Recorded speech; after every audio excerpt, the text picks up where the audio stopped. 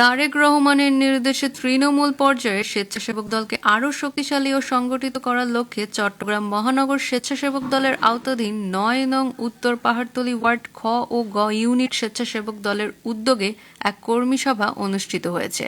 গত বৃহস্পতিবার ৭ নভেম্বর বিকালে নগরীর আকবর থানাধীন ফয়েজ লেগের পার্কিং মাঠে উক্ত সভাটি অনুষ্ঠিত হয়। ৯ নং ওয়ার্ড স্বেচ্ছাসেবক দলের আহ্বায়ক শহীদুল ইসলাম তামিমের সভাপতিত্বে সভার সঞ্চালনা করেন সদস্য সচিব মোহাম্মদ হানিফ। প্রধান অতিথি ছিলেন চট্টগ্রাম মহানগর স্বেচ্ছাসেবক দলের যুগ্ম আহ্বায়ক জহিরুল হক টুটু। আপনাদেরকে যারা আমরা স্বেচ্ছাসেবক দলের কর্মী, আপনাদেরকে ডাকা হয়েছে, আপনারা যে কর্মসভা করছেন আপনাদের কথা শোনার জন্য।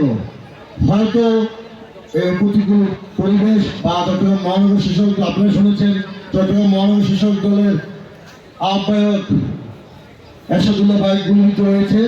সেজন্য আমরা এখান থেকে তাৎক্ষণিক সিদ্ধান্ত নিয়েছি, এই প্রোগ্রাম শেষ হওয়ার সাথে সাথে আমরা একটা বিক্ষোভ মিছিল করব।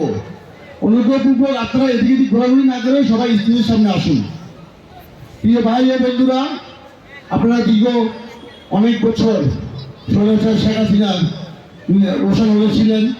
প্রধান বক্তা হিসেবে বক্তব্য রাখেন চট্টগ্রাম মহানগর স্বেচ্ছাসেবক দলের যুগ্ম আহ্বায়ক রাজিম উদ্দিন আকন্দ।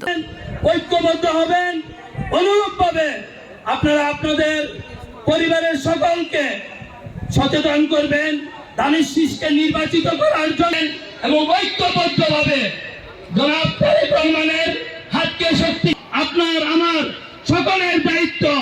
বিশেষ অতিথি হিসেবে উপস্থিত ছিলেন আকবর শাহ থানা স্বেচ্ছাসেবক দলের আহ্বায়ক হাসান মাহমুদ, সদস্য সচিব তৌসিফ চৌধুরী এবং সিনিয়র যুগ্ম আহ্বায়ক নাসির উদ্দিন।